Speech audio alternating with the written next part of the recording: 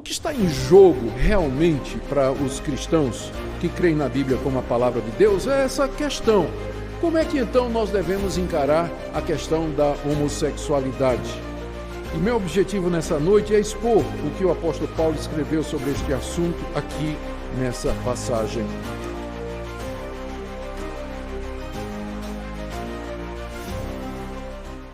Convidá-los a todos para abrir a palavra de Deus em Romanos capítulo 1, 26 e 27.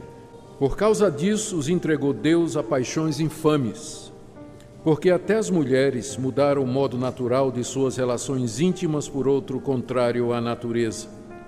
Semelhantemente, os homens também, deixando o contato natural da mulher, se inflamaram mutuamente em sua sensualidade, cometendo torpeza, homens com homens, e recebendo em si mesmos a merecida punição do seu erro.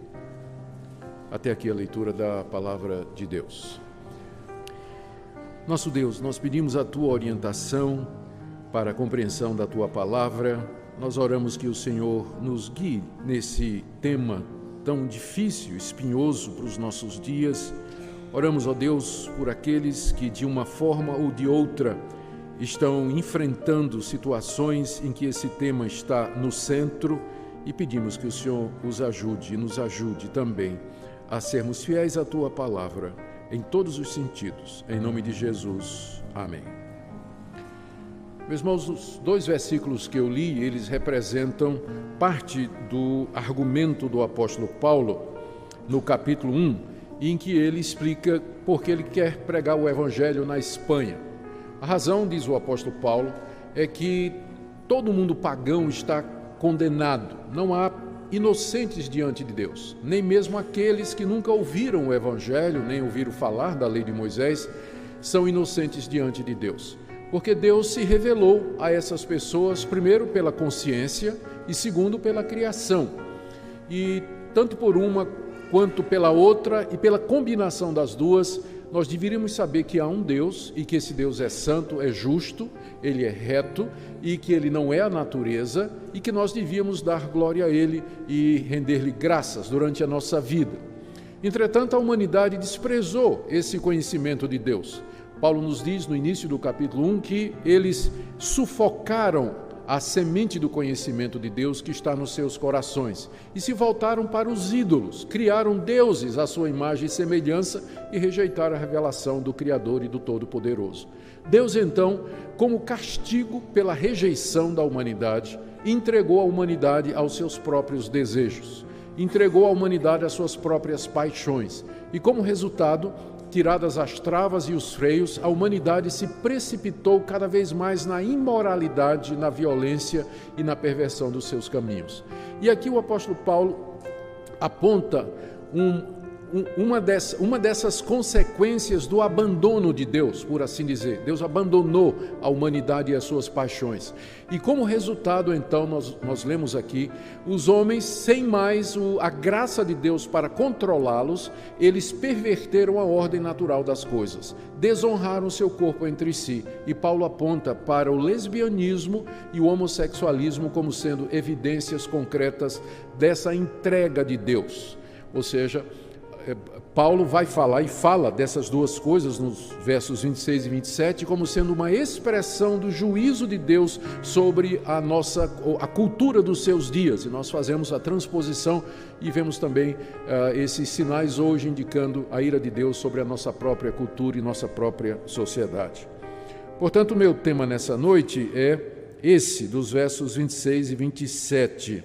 Quando Paulo fala que Deus entregou os homens, as pessoas, às suas paixões infames, ele fala no verso 26 que as mulheres mudaram o modo natural de suas relações íntimas por outro, que é o lesbianismo, contrário à natureza, e no verso 27 ele diz que os homens fizeram a mesma coisa, homem com homem, cometendo torpeza e recebendo em si mesmo a merecida punição do seu erro. Nós estamos diante de um dos assuntos mais sensíveis e polêmicos dos nossos dias, que é essa questão da homossexualidade. Por homossexualidade nós entendemos não somente a atração e o sentimento entre pessoas do mesmo sexo, mas também as próprias relações sexuais entre elas. A pergunta é por que esse assunto tem ganhado tanta visibilidade em nossa época? E a resposta pode ser dada na seguinte direção. Primeiro, porque o movimento, chamado movimento gay, ele organizou-se nos últimos 30 anos e ele assumiu uma militância que não existia antes. Sempre houve pessoas que se sentiram atraídas por outras do mesmo sexo e que mantinham relações com pessoas do mesmo sexo. Sempre houve. Há relatos disso nas culturas mais antigas que nós temos conhecimento. Mas é que somente agora, nas últimas décadas, no mundo ocidental, é que houve uma movimentação das pessoas que são participantes desse movimento para fazer com que não somente esse tipo de relação seja considerado aceitável, mas que seja visto como normal e até desejável. E esse movimento, então, ele vem ganhando cada vez mais, apesar de ser minoria, a adesão de políticos, de artistas, de fazedores de opinião e tem conseguido influenciar os meios de comunicação, a mídia, a política, a cultura e a própria opinião pública, não é? Eu sei que vocês não sabem disso porque crente não vê novela, mas me contaram que numa novela da Globo recentemente, houve a primeira cena de sexo gay jamais apresentada numa novela. Como eu sei que vocês não assistem novela, eu estou trazendo essa informação para vocês, não é? De que isso aconteceu e que mostra, de fato, como o movimento gay ele tem conseguido impactar e influenciar a cultura e a mídia em geral. Ganhou até os meios acadêmicos, a defesa de acadêmicos, de estudiosos que argumentam e tentam demonstrar cientificamente, por exemplo, a questão da ideologia de gênero, que os gêneros se constroem socialmente e que não é uma questão da escolha do indivíduo, né? E pela última contagem que eu soube, né, já havia 16 possibilidades de sexualidade. Você nasceu mulher, mas por dentro você é homem, mas você gosta de mulher. Ou então você nasceu mulher, você por dentro é homem e você gosta de homem.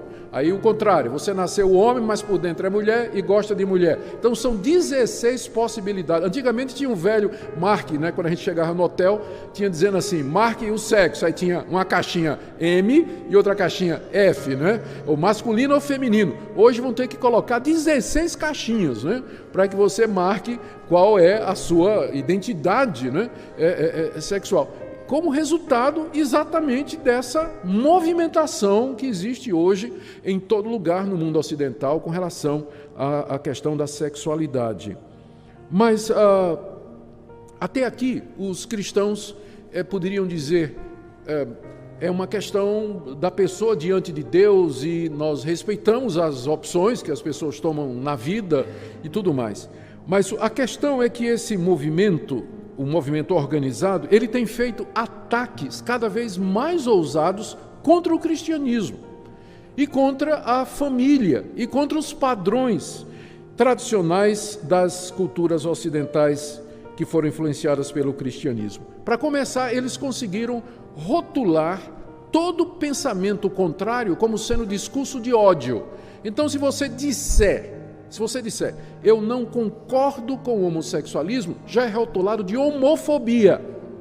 Nós não temos nem o direito de dizer que, na minha opinião, na nossa opinião, né, a gente respeita as pessoas, ama as pessoas, quer tratá-las todas por igual. Mas se você disser que a homossexualidade está errada, já vem o rótulo de homofóbico ou discurso de ódio. Então, eles vêm conseguindo emplacar isso na cultura, na opinião pública.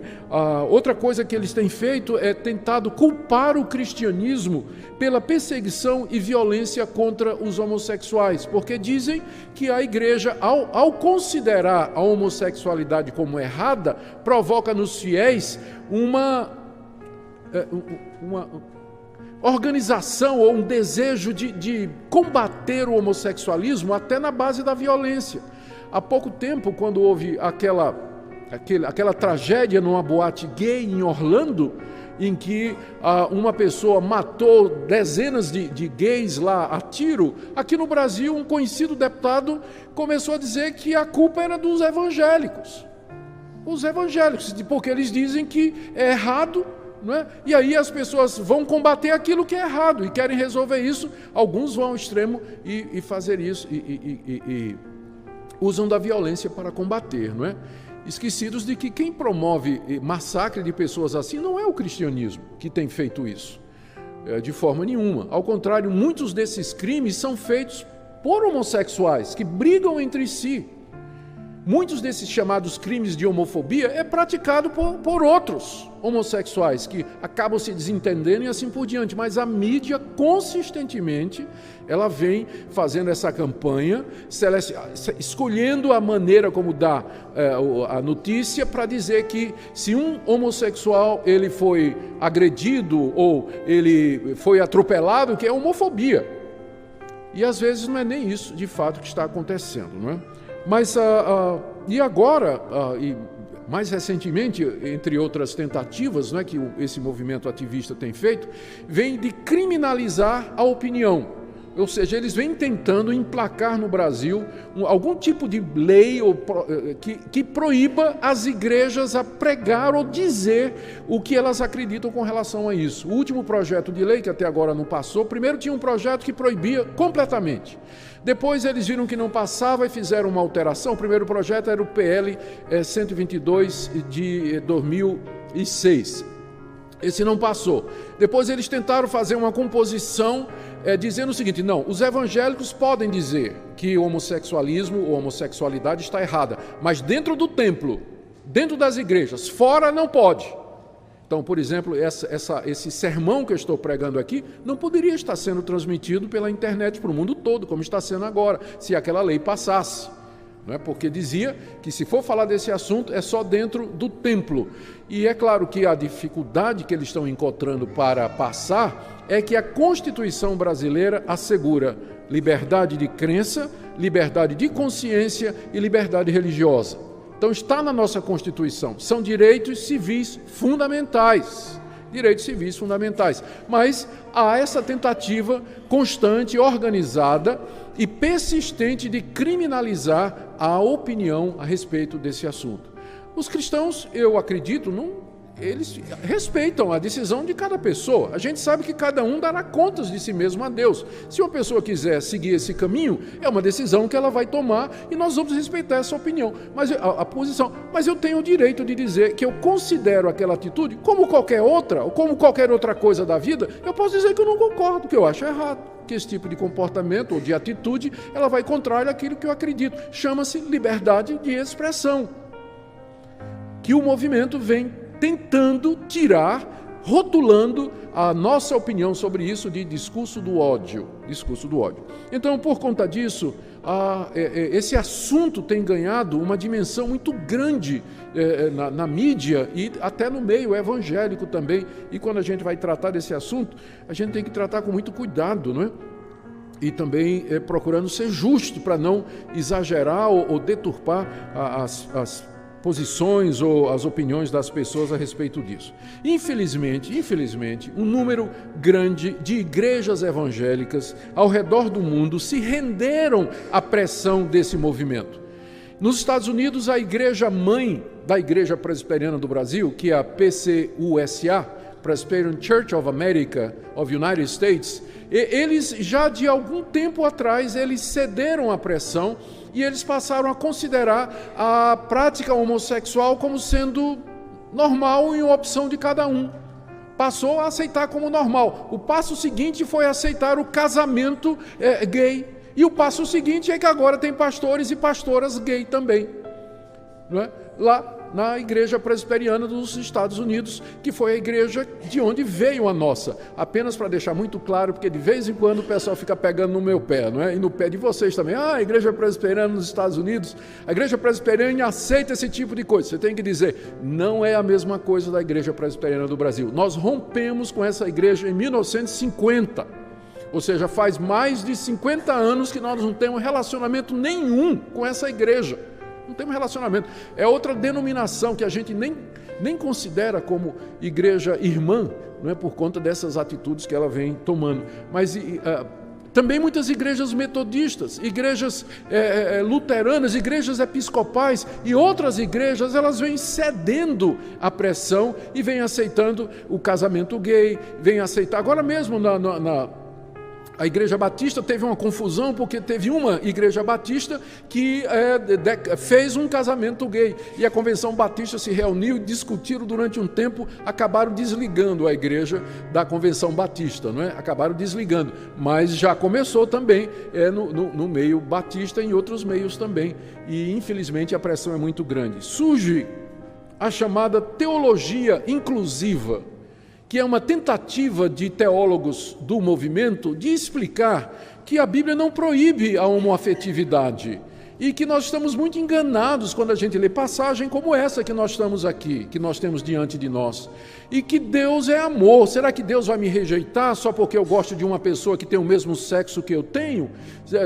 Não é? Deus vai me rejeitar por conta disso? Será que não existe coisa mais séria com a qual Deus deveria estar ocupado, em vez de ficar me marcando só porque eu nasci assim, que eu sinto essa atração por pessoas do mesmo sexo? Então, esses teólogos, eles tentam justificar à luz da Bíblia, né? E chega a extremo de dizer que Davi e Jonatas, né, tinham aquela relação homoafetiva, porque numa certa passagem Davi diz assim, Jonatas, o teu amor é melhor do que o amor de mulheres. Ao pessoal, olha aí.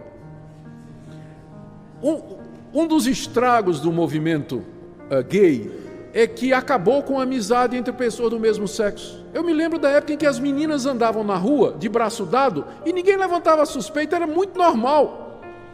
Os rapazes estarem juntos, saírem juntos, sentarem juntos, bater papo, se abraçar, beijar no rosto e tudo mais, ninguém dizia nada. Hoje em dia, você andou muito junto perto do seu colega, o pessoal já olha assim.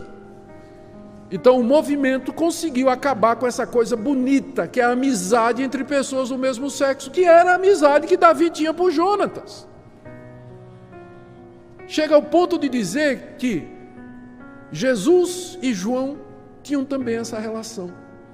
Porque na noite em que foi traído, diz lá que Jesus foi traído, João encostou a cabeça no ombro de Jesus e perguntou, quem é o traidor? Está vendo? Eles dizem. Mas houve uma época em que um rapaz podia encostar a cabeça no ombro de outro e era perfeitamente normal. É que os nossos olhos foram mudados por causa da pressão do ativismo gay.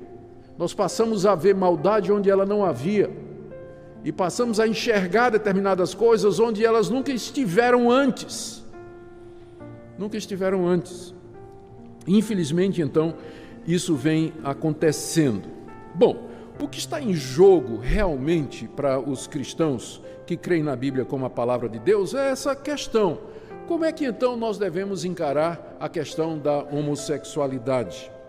E meu objetivo nessa noite é expor o que o apóstolo Paulo escreveu sobre este assunto aqui nessa passagem. O verso 26 e 27 do capítulo 1 da carta aos Romanos tratam exatamente desse assunto.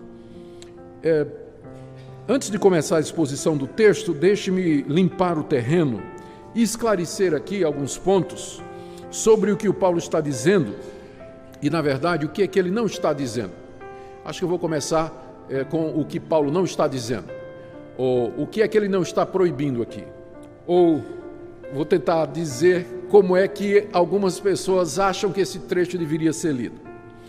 Em primeiro lugar, a posição mais contundente contra essa passagem é daqueles que dizem que Paulo aqui, ele está simplesmente refletindo o pensamento da época dele, em que os gays eram vistos com preconceito e que os homossexuais eram perseguidos, queimados e apedrejados. Então Paulo aqui, ele era inspirado por Deus, mas ele era humano também, então ele está pensando como homem da sua época.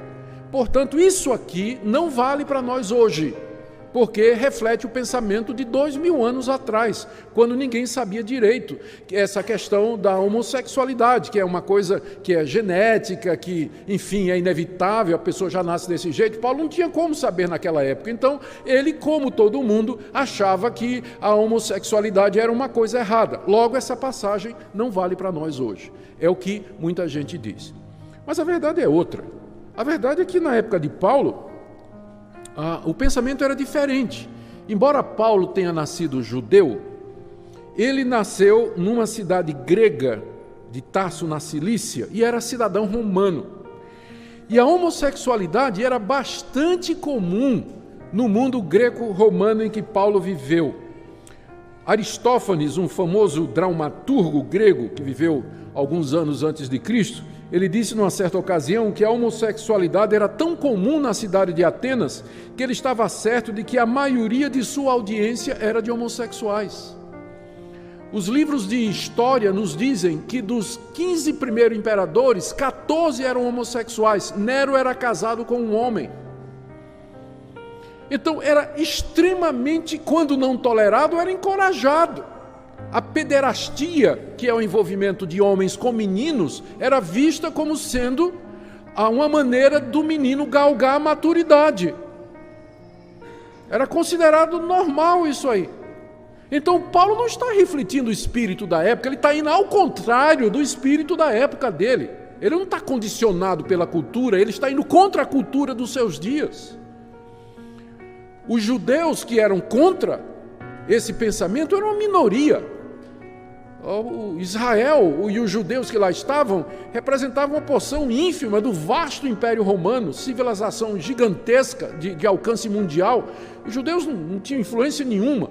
O pensamento dominante era que aquilo era visto como uma coisa comum. A bem da verdade se diga que tinha alguns filósofos e alguns poetas que questionavam a prática homossexual, mas no geral era aceito no mundo de Paulo. Normalmente, então, ele não está aqui falando como uma pessoa que está bitolada pela cultura da época dele, ao contrário, ele está indo contra aquilo que era aceito como normal nos seus dias. Também outra coisa, algumas outras pessoas dizem, não, tudo bem, Paulo aqui está falando realmente contra o homossexualismo, mas ele está aqui se opondo somente ao homossexualismo religioso. Deixa eu explicar. No Antigo Testamento, tem 4 passagens onde se fala a respeito dos prostitutos cultuais. O que eram os prostitutos cultuais? Eram homossexuais que eram sacerdotes, ministros das religiões pagãs. E eles ministravam nos altares, ofereciam os sacrifícios e eles se deitavam com os homens, como parte da cerimônia religiosa.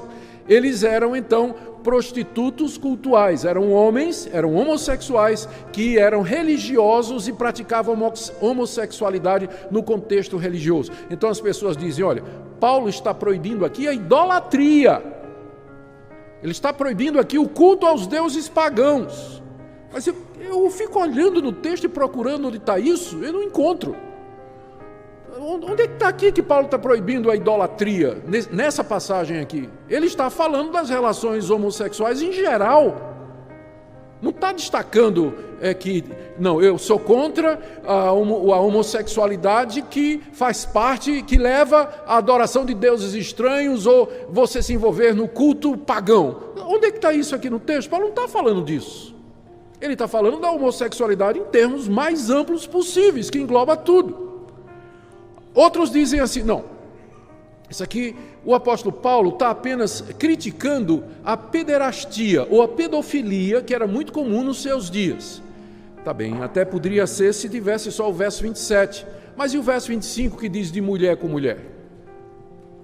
Isso não é pederastia. Então Paulo não está falando de pederastia, pedofilia, ele está falando de, independente da idade, de relações homossexuais, independente da idade, e tanto de mulher com mulher, como de homem com homem. Mais uma vez é uma tentativa de tirar a força dessa passagem. Outros ainda dizem aqui, Não, aqui o apóstolo Paulo, ele está proibindo somente os relacionamentos homossexuais quando eles são abusivos e violentos, porque se há fidelidade e amor entre o casal gay, então não tem nada errado nisso, porque o que vale é o amor, é o mais importante, que haja fidelidade. Paulo está apenas condenando essas relações violentas. Mas eu olho mais uma vez para o texto e pergunto, onde é que está isso no texto?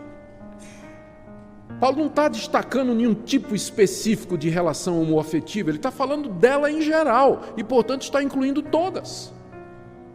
Todas, não está destacando uma em particular. E, finalmente, o que nós temos que dizer aqui é que essa passagem se lida no seu contexto e no seu modo natural, na forma simples como ela está. O apóstolo Paulo está falando de relações homossexuais entre mulheres e homens em geral, e, portanto, está incluindo todo tipo de relação homoafetiva. Não está destacando uma em particular, mas está falando de todas. Portanto, a passagem tem uma aplicação global, geral, universal e vale para os nossos dias perfeitamente. Perfeitamente. E é assim que nós vamos tratar a passagem. Então perguntemos, como é que Paulo considera as relações homossexuais aqui? Primeiro, não há dúvida nenhuma que Paulo considera como sendo uma prática antinatural e, portanto, errada, portanto, pecaminosa. Veja como ele se refere a essa prática. Primeiro, no verso 24, ele diz: por isso Deus entregou tais homens à imundícia pelas concupiscências de seu próprio coração, para desonrarem o seu corpo entre si. Ele está se referindo exatamente ao lesbianismo e ao homossexualismo. Paulo diz que isso é uma desonra para o corpo. O verbo desonrar, que ele usa aqui no verso 24, significa tratar alguém ou alguma coisa de maneira indigna, de forma imerecida ou imprópria. E no caso a referência é o meu corpo. Deus nos deu um corpo e Deus criou esse corpo com uma finalidade e com um propósito, que é o relacionamento heterossexual monogâmico dentro do casamento. Então, o que for fora disso desonra o corpo. Ele não foi feito para isso. Você está dando a ele um tratamento indigno. Está dando a ele um tratamento desonroso. Segunda coisa, Paulo se refere à prática homossexual no verso 27 como sendo uma inflamação na sensualidade. Veja o verso 27. Semelhantemente, os homens também, deixando o contato natural da mulher, se inflamaram mutuamente em sua sensualidade, homens com homens. Paulo chama, então, essa atração de homem com homem e a consequente relação entre eles como sendo uma inflamação. Essa é uma palavra na língua grega que significa um sentimento tão forte que a pessoa se sente consumida por um fogo. O desejo é tão grande que ela está fervendo de vontade, se a gente quiser usar uma expressão mais corriqueira. A versão da Bíblia na linguagem de hoje traz assim: os homens se queimam de paixão uns pelos outros. E essa paixão aqui, que queima, ela é errada não por causa da sua intensidade, mas é porque é mal dirigida. É de homem para homem. O homem deveria se inflamar e queimar de paixão por uma mulher, mas ele faz isso por outro homem. Paulo então considera como sendo uma inflamação dirigida, não é? Para o alvo errado. No verso 27 ainda, ele se refere a esse relacionamento como sendo torpeza. Está vendo aí no verso 27? Cometendo torpeza. Torpeza significa uma atitude vergonhosa, ou como é traduzido na Nova Versão Internacional, um ato indecente. Ou, finalmente, ainda no verso 27, no final dele, ele diz que esses homens recebem em si mesmos a merecida punição do seu erro. Então é evidente, é claro que não há dúvida nenhuma, se você for tomar a Bíblia como ela está e como ela nos diz, não há o menor questionamento. A prática homossexual é vista como sendo errada. Não tem como torcer essa passagem. Aquelas tentativas que eu mencionei no início, que Paulo não está falando disso, que Paulo não está falando aquilo, elas todas caem por terra diante da clareza do texto, da sua simplicidade. Paulo está afirmando com muita clareza: isso é errado. Isso é errado, é pecado diante de Deus. Mas a gente pergunta, mas Paulo não estaria sendo incoerente? Algumas pessoas perguntam, né? Paulo não está sendo incoerente? Porque lá no Antigo Testamento está dizendo mesmo, por exemplo, lá em Levítico, capítulo 20, né? Que o homem que se deitar com outro como se fosse mulher está cometendo abominação. Só que essas pessoas dizem, está lá dizendo também que tem que ser apedrejado. Então, não está sendo Paulo incoerente, porque ele está pegando uma parte e deixando outra. Ele devia dizer também que era para apedrejar os homossexuais, e Paulo nunca disse que é para fazer isso. Mas é de uma capciosidade impressionante esse tipo de argumentação, que ignora a distinção clara que o Novo Testamento faz entre aquilo que é moralmente errado e a aplicação de penalidades que estavam relacionadas com a nação de Israel. Então, as leis que manda apedrejar bruxa, feiticeiro, homossexual, menino desobediente, sabia disso? Que tinha uma lei que dizia que se o menino for muito desobediente, ele tem que ser apedrejado, né? Vocês estão ouvindo, né, molecada? O pessoal está ouvindo aí. Tudo bem. Então, antigamente em Israel, né, a lei civil determinava o tipo de punição. Mas a lei de Israel não passa para a igreja. A igreja não é uma nação. A igreja não está contida num território geográfico, ela não tem uma legislação de punir os infratores, não é? Então, aquelas leis do Antigo Testamento que falam de mandar matar e tudo mais, elas não passam para a igreja no dia de hoje. Tem a ver com Israel enquanto nação. Mas a lei moral de Deus, ela permanece para sempre. E esse tipo de atitude, a prática homossexual, o adultério, e a fornicação, a prostituição e tantos outros que são mencionados no Antigo Testamento, é uma quebra do 7º mandamento: não adulterarás. E a lei de Deus permanece para sempre. Então esse pessoal que diz assim, Paulo está sendo incoerente, por que não pega tudo do Antigo Testamento? Ignora de propósito essa distinção clara que nós encontramos na própria Bíblia. O Novo Testamento preserva a lei moral de Deus revelada no Antigo, mas rejeita a lei civil, diz que ela se cumpriu, ela tinha um propósito, não tem nada mais a ver com o povo de Deus. Aí vem a pergunta, por que a homossexualidade está errado? Não é? Por que está errado?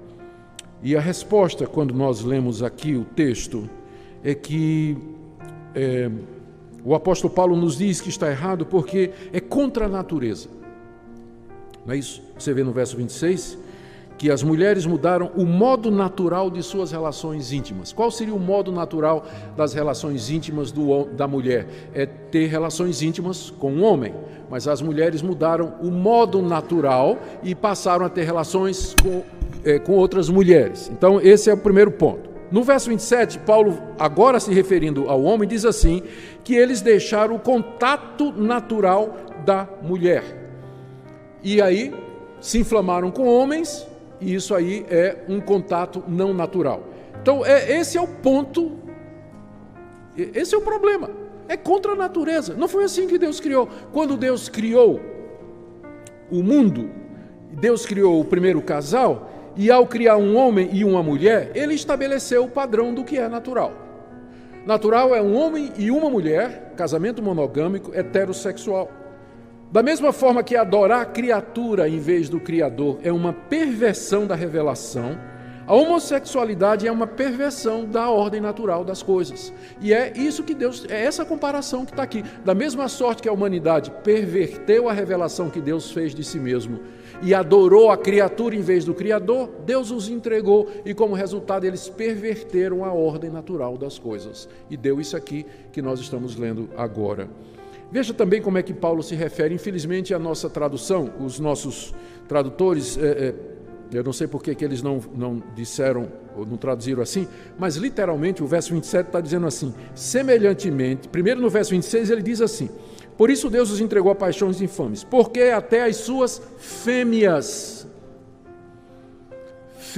no original, traduziram como mulher, mas para nós hoje tem uma diferença muito grande por causa da ideologia de gênero, não é? Então você pode ser fêmea de nascimento, mas mulher é uma construção social. Mas é interessante que Paulo está dizendo aqui, quando ele se refere às mulheres, ele se refere como as fêmeas, verso 26, mudaram o modo natural de suas relações íntimas. E quando chega no verso 27, semelhantemente os machos. Eu não sei por que a nossa tradução colocou mulheres e homens, porque perde um pouco da força do original, não é? Semelhantemente, os machos, deixando o contato natural da fêmea, se inflamaram mutuamente em sua sensualidade, cometendo torpeza macho com macho, recebendo em si mesmos a merecida punição do seu erro. Então, Paulo, ao tratar dessa questão, ele vai logo na questão biológica de definição. É macho e fêmea, não tem meio termo. E o problema é quando essa ordem é invertida. O problema é quando essa ordem é pervertida, que dá nisso aí. É nisso que consiste, então, o pecado, o erro, que é uma perversão da ordem natural, uma mudança, uma alteração da ordem natural. E de onde vem essa mudança? E por que as pessoas fazem isso? Paulo aqui, ele não está dando uma resposta, ele não pretende responder essa questão aqui. Ele entende com muita clareza que a origem disso é a concupiscência do coração do homem, como ele diz no verso 26. Por isso, Deus os entregou a paixões infames. Então, essas paixões já havia no coração. O que faltava agora era ela se espalhar para o corpo. E uma vez que Deus tirou o pé do freio e tirou as travas, então o coração do homem foi até onde queria ir. E como resultado houve essa mudança da ordem natural. Então, olhando dessa perspectiva, a prática homossexual, a homossexualidade, é um problema que acontece no coração. É o resultado da corrupção do coração humano, que está agora liberada porque Deus retirou a sua graça. Só que essa liberação é uma liberação punitiva. É o resultado da reação de Deus, porque a humanidade rejeitou o conhecimento, a descoberta que ele fez de si mesmo na consciência e na criação. Então, a origem é essa, é o coração do homem. Veja como Paulo se refere a paixões infames, no verso 26, e também fala da concupiscência do coração, no verso 24. Fala de inflamação mútua, ou seja, essas coisas primeiro acontecem no coração, para depois, então, se tornarem uma prática, não é? Agora, é claro, hoje, nós sabemos que nesse processo, né, em que as pessoas abraçam a homossexualidade, tem alguns fatores externos que precisam ser considerados. Por exemplo, a educação dos pais. Tem pai que de propósito já cria o filho nem homem nem mulher. Vocês sabem disso, né? De vez em quando aparece aí na mídia um casal, especialmente lá nos países da Europa, que cria um menino sem definição, ou a menina sem definição de sexo. Então tem casais que, comprando a mentalidade da época, vão nessa onda de ideologia de gênero e dizem assim: vou deixar meu filho decidir quando ele tiver 10 anos o que é que ele vai ser. Então até lá eu vou tratar ele como menino e como menina ao mesmo tempo, ou nenhum dos dois. Não sei. Algumas escolas estão querendo isso, a gente sabe. Uma boa notícia é que a Associação Nacional dos Juristas Evangélicos, da qual eu tenho o privilégio de fazer parte, nós conseguimos uma grande vitória lá em Niterói recentemente, derrotando ideologia de gênero na Câmara. Eles queriam colocar nas escolas públicas e, graças a Deus, foi derrotado. Estamos brigando no que a gente pode, mas a luta é grande, né? Nós vamos falar sobre ideologia de gênero no próximo domingo, na escola dominical, que nós vamos ter uma aula só sobre isso, né? Então, eu creio que vai ser do interesse de vocês. Mas o meu ponto aqui, para voltar ao que estou dizendo, a gente sabe que a educação dos pais, a educação pública, acaba provocando isso, né? A influência da cultura e da mídia, onde isso é colocado de maneira tão aberta, né? Provoca também. Eu acho que eu já disse para vocês no domingo passado que eu estava vendo televisão e apareceu a notícia, sabe aqueles eventos de a moda masculina de verão de 2016, né? Teve um lançamento da moda masculina de verão de 2016 lá em um país da Europa. Quando eu olhei, era tudo, de homem não tinha nada, não tinha, os modelos tudo afeminado, com roupinha afeminada, coladinho assim, com aquele jeito, né? Uma moda masculina. É a cultura, é a época, é assim. Então é natural que num ambiente desse a criança fique confusa, o adolescente fique confuso. Então, pode acontecer que alguns até vão por um caminho, até por curiosidade, né, para saber o que é aquilo, o que é que isso representa, e dá uma dor de cabeça aos pais, né, muito grande. Abuso sexual sofrido na infância, muitos apontam para isso, que foram abusados na infância, e apontam como sendo a causa. Lares disfuncionais, onde os papéis não são respeitados, onde quem usa calça é a mulher e o homem usa a saia, não é?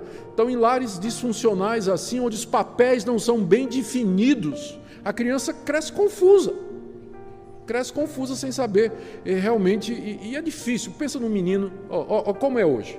O menino nasce, é uma parteira, com exceção se nascer aqui na igreja, que nós temos bons médicos aqui que trabalham na área de parto. Tá certo? Não vou dizer o nome dele não. Então, ele nasce é uma parteira. Quem vai cuidar dele é uma enfermeira. Quando ele for para a escola, a escolinha, vai ser uma professora. Quando ele entrar na universidade, vai ser uma doutora orientadora dele. Quando ele arrumar um emprego, vai ser uma patroa. Não é isso? E quando casar, vai casar com a mulher. E sabe quem vai fazer o casamento? Uma pastora. Cadê o modelo masculino para esse menino? O pai omisso em casa? Qual o modelo de homem que esse menino tem para dizer, eu quero ser homem, eu quero ser isso aí, ó? Cadê? Ele não sabe o que é ser homem. Nos Estados Unidos, os evangélicos têm um movimento chamado Promise Keepers, guardadores da promessa. É um movimento muito grande. Sabe qual é o objetivo desse movimento entre os evangélicos? Reunir os homens e dizer, nós vamos dizer a vocês o que é ser homem. Tem que ensinar os homens o que é ser homem hoje. Porque de um lado você tem o machismo, que deturpa o papel do homem, dizendo que o homem é machão, violento, bate em mulher e tudo mais, que é uma aberração, é pecado, do mesmo jeito. E do outro lado, o homem cresce feito um banana. Não tem masculinidade nenhuma. É feminado. Fica sem modelo. E quando tem esses modelos, às vezes é um modelo ruim na família. E o resultado é isso que nós estamos vendo aí. Então há todos esses fatores externos, né? E mais recentemente, e algum tempo atrás, isso já está sendo abandonado, começaram a dizer que isso é um problema, né? Que isso é uma tendência que a pessoa nasce com ela. Agora nós temos que decidir, porque eu não sei mais o que eles estão pensando. Porque primeiro de um lado você vê gente dizendo, não, o homossexual, ele nasce homossexual. Mas agora estão dizendo que não, que é uma questão de escolha, é uma questão de gênero. Ou seja, você nasce de um jeito, mas depois você pode escolher ser outra pessoa. Então a gente não sabe nem o que estão pensando agora. Nasce assim ou não nasce? Porque se nasce, não tem isso de ideologia de gênero. E se ideologia de gênero é verdade, então não é uma coisa de nascimento. Fica essa confusão toda que estão trazendo e discutindo aí, não é? Então, meus queridos, nós não podemos ignorar esses fatores, mas uma coisa também, não tem nada errado nós reconhecermos que tem gente que vai por esse caminho, por criação, foi abuso na infância, influência dos amigos, a moda, nós não estamos negando isso, mas uma coisa que nós queremos que também não seja negado, é que esse é um problema que começa aqui. É um problema do coração, é um problema da corrupção do coração humano. O texto é muito claro, a palavra de Deus é muito clara a respeito desse tipo de coisa. E nós precisamos estar atentos e claros com relação a isso. Finalmente, qual o castigo que Paulo menciona aqui para a prática homossexual? Ele mencionou no final do verso 27, não é? Homens com homens, recebendo em si mesmos a merecida punição do seu erro. Paulo se refere aqui a uma punição que é recebida ao mesmo tempo das relações. Diz que é merecida e que é neles. Existem várias possibilidades. A própria degradação moral que a pessoa experimenta, e não se iluda, embora o nome seja gay, e a palavra gay significa feliz e alegre em inglês, isso não retrata a vida de muitos deles. Isso não retrata a vida de muitos deles que sofrem e têm problema de depressão, problema de identidade, uma luta muito grande. Então, pode ser uma referência a alguma forma de flagelo, dor espiritual, psicológica ou física, a própria degradação é que a pessoa se submete a fazer uma coisa que não é natural, por mais que ela queira pensar que está fazendo uma coisa natural. Mas há consequências para esse tipo de procedimento. Encerro fazendo a seguinte pergunta: o que é que o texto nos ensina? Eu vou começar com algumas afirmações e terminar com as negações. O texto afirma que sexo e gênero são definidos biologicamente, macho e fêmea, são definidos na criação. A gente é aquilo que a gente nasceu. É claro que a sociedade e o convívio com os pais vai nos ajudar a confirmar isso, a amadurecer e sermos aquilo que já somos por nascimento, verdadeiros homens e verdadeiras mulheres. Esse é o papel da família e o papel da sociedade, desenvolver aquilo com que nós já nascemos. Então nós não podemos aceitar a ideologia de gênero. Segundo, nós afirmamos que a homossexualidade ela não é genética e, portanto, ela não é irresistível, mas é uma decisão que o indivíduo toma. Terceiro, a vasta aceitação, prática e defesa da homossexualidade em nossos dias mostra o juízo de Deus sobre nossa geração. Quarta afirmação, há perdão e libertação no Evangelho.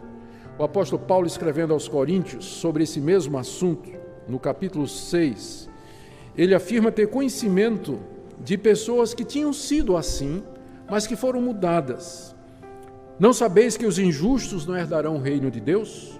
Não vos enganeis, nem impuros, nem idólatras, nem adúlteros, nem efeminados, nem sodomitas, nem ladrões, nem avarentos, nem bêbados, nem maldizentes, nem roubadores herdarão o reino de Deus. Tais fostes alguns de vós. Ou seja, Paulo conhecia gente que tinha sido sodomita, efeminado, praticante da homossexualidade. Paulo conhecia alguns, tais fostes alguns de vós, mas vós vos lavastes, mas vós fostes santificados, fostes justificados em nome do Senhor Jesus Cristo e no Espírito do nosso Deus. A mudança, a perdão, a libertação, a transformação.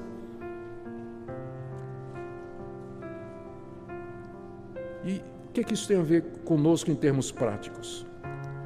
E eu queria que você pensasse nas seguintes coisas aqui, e eu agora estou fechando mesmo, né? Vou fechar mesmo. Eu queria que todos nós prestássemos atenção nesse ponto. Note que o apóstolo Paulo não está tratando a homossexualidade como sendo o pior pecado de todos. Veja que a partir do verso 28, que nós veremos mais adiante na próxima vez, Paulo dá uma lista de quase 20 atitudes que ele considera igualmente como sendo erradas. Nunca no Novo Testamento a questão da homossexualidade é tratada isoladamente, mas sempre em conjunto com outros comportamentos. Por isso é muito errado a gente olhar para a homossexualidade como sendo pecado sem perdão. E algumas das reivindicações do movimento estão corretas, às vezes a igreja é homofóbica mesmo. Ela rejeita mesmo, ela não aceita, às vezes na própria família, vê como sendo uma coisa odiosa, que tem que ser combatida. A Bíblia não nos ensina que a homossexualidade é o pecado sem perdão. Só tem um pecado sem perdão na Bíblia, que é a blasfêmia contra o Espírito Santo. E a homossexualidade não é esse pecado. Há outros pecados que a Bíblia trata: prostituição, adultério, fornicação, que é sexo entre gente que não é casada, trata com o mesmo rigor. Então é muito errado quando a igreja elege essa atitude aqui como sendo o ápice, o clímax de todos os pecados de imoralidade. Está errado isso. Nós temos que chamar o arrependimento todo mundo. Não é só quem está vivendo nessa prática da homossexualidade, mas chamar o arrependimento o adúltero, o imoral, que vive na prostituição, quem trai a mulher, quem trai o marido, o namorado que vai para a cama. Tem que chamar o arrependimento do mesmo jeito. Homofobia está errado. E nós repudiamos qualquer violência feita a uma pessoa só porque ela é homossexual. Repudiamos. Está errado isso. Porque não é assim que a palavra de Deus encara. Então eu queria que você analisasse bem isso, que você pensasse no seu coração a respeito desse assunto. Agora me deixe dar uma palavra para aquelas pessoas que são crentes em Jesus Cristo, mas que se sentem atraídas e tentadas por pessoa do mesmo sexo. É mais comum do que você imagina. Pessoas que estão na igreja, são crentes de verdade, creem no Senhor Jesus, mas elas sentem essa atração. Eu quero que você veja a diferença entre tentação e o pecado em si. Ser tentado não é pecado. Pecado é quando você cai nele. Nós somos tentados de muitas maneiras. Quem não é homossexual, ele é tentado para o lado de cobiçar pessoas que não lhe pertencem, do outro sexo. Quem sofre com essa questão da homossexualidade é tentado a cobiçar pessoas do mesmo sexo, mas no fim é uma tentação do mesmo jeito. Então, não é pecado você ser tentado. Pecado é quando você concorda, quando você aceita, quando você começa a fantasiar, quando você vai para a internet para ver e depois você vai para a prática. Aí é pecado. Eu não posso evitar que um passarinho pouse na minha cabeça, mas eu posso evitar que ele faça um ninho. Não é verdade? Então pensamentos vêm, tentações vêm, desejos chegam no coração, mas a gente pode dizer não, não e não. E nós podemos lutar contra isso com a graça de Deus, não só contra essa tentação, mas contra qualquer outra. Com a graça de Deus, pelo poder do Espírito Santo, nós podemos lutar contra a tentação. Então, ser tentado em si não é pecado. Mas o pecado é quando você se deixa envolver. Também uma palavra a quem está envolvido na prática homossexual. Como eu disse, a igreja não pode ver isso como sendo um pecado sem perdão. E é necessário que você entenda que o mesmo tratamento que nós lhe daríamos é o mesmo tratamento que nós daríamos a uma pessoa que também está engajada em qualquer outra prática sexual ilícita. E o tratamento é padrão, é o mesmo. Arrependimento, mudança de vida, fé no Senhor Jesus Cristo para perdão de pecados, comunhão com Deus e com o seu povo. É a mesma mensagem, não tem diferença nenhuma. E a última palavra aqui, talvez a mais difícil, aos pais que têm filhos que estão sendo tentados nessa área. É muito difícil isso. E muitos pais sofrem. Eu não sei nem como, cada situação é uma situação, talvez a minha história ajude um pouquinho. Eu fui um menino muito malvado, não desse jeito, né? Mas eu dei muito trabalho à minha família. Dei muito trabalho. Roubava coisa de casa, ia para farra, ficava bêbado, fazia coisas das quais hoje eu tenho vergonha só de falar, não vou falar muito não. Mas eu tinha uma mãe que me amava e orava por mim, e um pai que discordava completamente de mim, mas nunca fechou a porta da casa dele para mim. Nunca fechou. Eu sabia que mesmo depois daquelas noites de farra e tudo mais, eu podia voltar para casa, que eu tinha um lar ali. Que meus pais não concordavam comigo, isso era muito claro, mas eles nunca me abandonaram. No dia que Deus abriu o meu coração e eu me tornei crente, os meus pais me receberam de braços abertos. Eu sabia que eu tinha um lar para onde eu podia voltar, alguém que podia me abrigar e me ajudar e me acolher. Então, se eu posso dizer alguma coisa para você, não feche a porta para o seu filho. Você pode deixar muito claro para ele que você não concorda, mas você pode fazer isso sem demonstrar rejeição e ódio a ele. Você pode dizer, você ainda é meu filho e eu vou amar você, não importa a decisão que você faça. Mesmo que eu não concorde com isso, e você sabe que eu não concordo com isso, mas a porta do meu coração, e enquanto for possível, da minha casa vai estar aberta para você. É claro que na minha casa eu não quero que você traga pessoas, que você não faça tais coisas, tem hora para você chegar e tem tudo mais, enquanto você estiver na minha dependência, não é? Mas o meu coração está aberto para você, você conta com minhas orações e vou estar com você sempre. Eu acredito que o amor e a misericórdia são o melhor caminho. São o melhor caminho. Quem sabe um dia esse filho vai dizer, puxa vida, eu sou tão rejeitado, as pessoas olham com tanto preconceito para mim, mas minha mãe me ama. Meu pai me ama, apesar de eu ter dado tanta tristeza ao coração deles, e quem sabe Deus não vai usar isso para fazer a diferença na vida do seu filho. E que Deus a todos nos dê graça, meus irmãos. Oremos pelo nosso país, oremos por esses queridos que lutam com essas coisas, que Deus nos dê misericórdia, sabedoria, para lembrarmos que aquele que está em pé, veja que não caia. Que a graça de Deus esteja com todos nós. Amém. Oremos. Ó Pai querido, nós pedimos misericórdia, pedimos que o Senhor tenha compaixão de nós, pedimos perdão pelas vezes que não soubemos tratar pessoas que estão lutando contra essa tentação. Eu oro pelos pais que têm que lidar com filhos nessa situação. Oro pelos jovens da igreja, adultos, também pessoas casadas que lutam contra essa tentação. Ajuda o Senhor a vigiar e orar para não cair em tentação. Dá-lhes graça e misericórdia.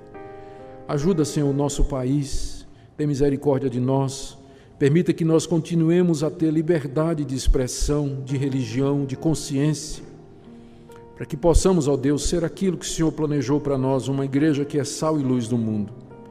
Graças te damos pela tua misericórdia, em nome de Jesus. Amém.